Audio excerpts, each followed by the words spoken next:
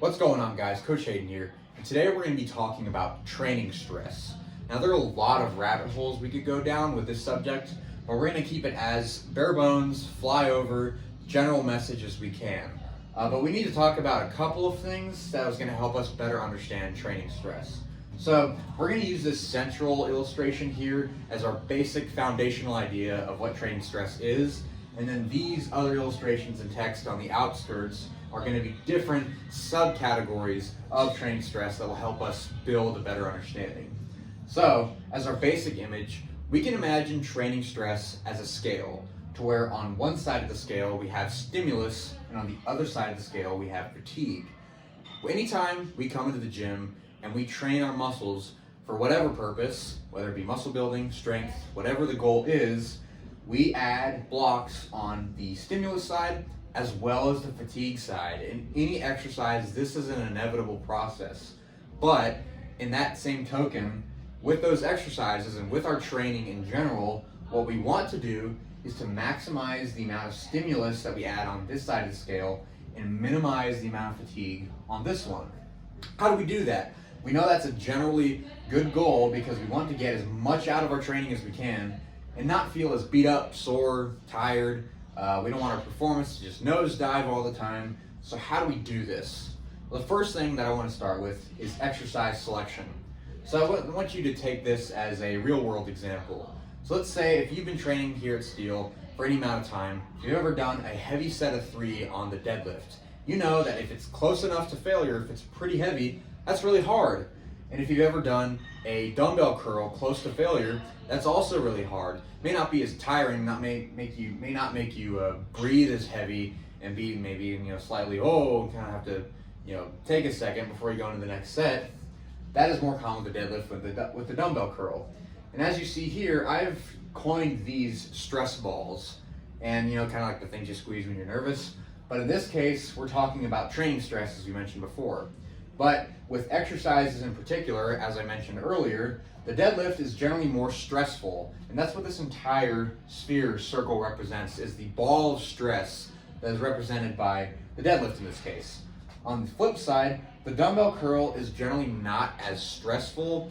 It may not make you as tired and out of breath and fatigued in a general sense. However, in both of these cases, they have a distribution of stimulus and fatigue. And that's what this dotted line represents, where we have stimulus on one side and fatigue on the other. But as you'll notice, as we have these double-sided arrows crossing between that dotted line, that means that this dotted line can move to where as you go throughout your program and throughout your training, you might be doing really well in your deadlifts for whatever rep range at whatever intensity. We'll get into that in a second. And you start to notice that if you're not making as much progress as you could. You might be feeling more tired, more beat up, your performance is nosediving, or you might be more sore. That could be an indicator, not always, but it could be an indicator that our fatigue is increasing and the stimulus that we're getting out of it is going down, in which case the line is shifting this way. On the flip side, if we change up an exercise after doing one for a while because for that same reason you were beat up and you weren't able to recover, and we switched it out, and now you're all fresh, ready to attack it, and let's say you switch to the deadlift.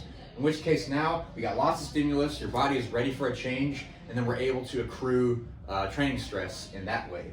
Similar thing for the dumbbell curl. We always have a relationship between stimulus and fatigue, and that line can move around depending on where we are in our training. So it's good to keep in mind that exercise selection has a huge role in determining, keeping in mind what we want to accomplish with training. How is the exercises that we pick going to get us there? And in this case, as we talked about before, more stress can and usually inevitably means more fatigue, but we want to manage that as much as we can. Also to keep in mind is that stimulus needs context, and we need to keep in mind what our goal is for that stimulus. If you're trying to get strong and you want to do it by deadlifting because you want to get a good deadlift, you probably need to deadlift more often. And we might need to introduce more variations of the deadlift because the fatigue might be getting too much, and we might need to introduce a pause deadlift, a deficit deadlift, which we'll have later in our current program. So these are all considerations for exercise selection. Intensity down here is another consideration for training stress. Generally speaking, there is a linear relationship between intensity and training stress. Now there is volume and other variables, but all of the things being equal, there is a linear relationship between intensity as it rises, which can either be weight on the bar, external load, or nearness to failure within the context of a set, and training stress, where the more intense that set or that exercise gets, the more stress we accumulate, which we talked about before can be a great thing, assuming that the stimulus that we add on this side of the scale is worth the little bit of fatigue cost that we have to accrue as a result. So this is another variable that we need to keep in mind. And it's why during our program now, or a lot of the programs we run here at Steel, we accumulate intensity. It goes up during the course of a program.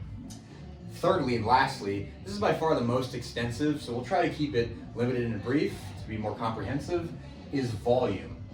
Volume can be basically defined as accumulated reps within a given time frame. So if we think about a squat, for example, let's say just for basic understanding, you squat 1 time a week and you do 3 sets of 5.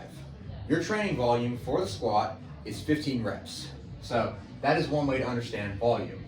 As far as rep ranges go, which go into volume, so that 3 sets of 5 reps, we're talking about the reps now, there is a general range of reps when it comes to training in the gym. It could be anywhere from 1 rep, to where we test out a 1 rep max, for example, anywhere up to 30, sometimes 30 plus reps when we're trying to really burn out our biceps. Or if you think about marathon runners, they have tens of thousands of steps, which is kind of beyond the scope of this video, and really what we do here at Steel, but this is a useful range when it comes to training in the gym. Just to break down this rep range a little bit, 1 to 3 reps is generally classified as maximal strength display. So this is your, when you're testing out to see where all of your training has gotten you, if you've been wanting to get strong. If you want to do 1 rep, anywhere to 3 reps. 3 to 6 reps, on the other hand, we mainly use this in training to develop what is called basic strength in exercise physiology. And this is why we train with lots of 3s, 4s, 5s, and 6s. These are the meat and potatoes of a strength program. And they can be useful in this second rep range, or the purpose of the second rep range, which is hypertrophy or muscle building. Generally speaking, hypertrophy is best developed through anywhere from 5 to 30 reps, and we can go upwards from that a little bit. As you can see, there's a little bit of overlap between these two, so that's why, generally speaking, in lots of training types, there is utility for utilizing other rep ranges. So if you're trying to get really strong, it can be really useful to use this rep range, which is why we're doing sets of 10 for dumbbell curls, for tricep extensions, lateral raises in our current program, because it's useful for developing strength depending on the context. So this is a general idea of rep ranges. We can accumulate these, we can add reps or take away reps depending on what we're trying to do, but also we need to consider sets. So for anybody, basically anybody, our set range is anywhere from 1 set up to 20 sets per week when we consider a movement type or a muscle group. So on the bottom end of the range, this is most applicable to someone who just started training and who needs to get used to training in general, to where we don't need to add that much training stress to get lots of stimulus. There might be a little bit of fatigue, but we don't want to overload the system and make this too out of balance. On this side, on the extreme side of 20 sets per week within a movement or a muscle group, this is for people who are well trained and they need that level of stress in order to get this stimulus. And there are other strategies to manage fatigue for people who are more advanced, but they are more complicated, which is why oftentimes it's great to be someone just starting out, because things are a lot simpler for you.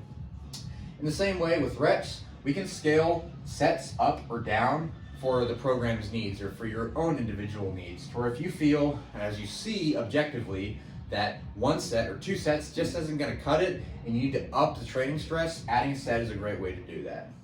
So, going back to our introduction as a general flyover, training stress is when we want to accumulate as much stimulus as we can to increase strength, to increase muscle mass, and to accrue as little fatigue as possible, and to scale things back to allow the scale to even out to where stimulus is back in the driver's seat. And this is great to consider within the context of exercise selections we talked about earlier, intensity, and volume within the context of any program. I hope this was helpful. A little more educational deep dive into our training protocols here at Steel. I hope you tune in next time. See you guys.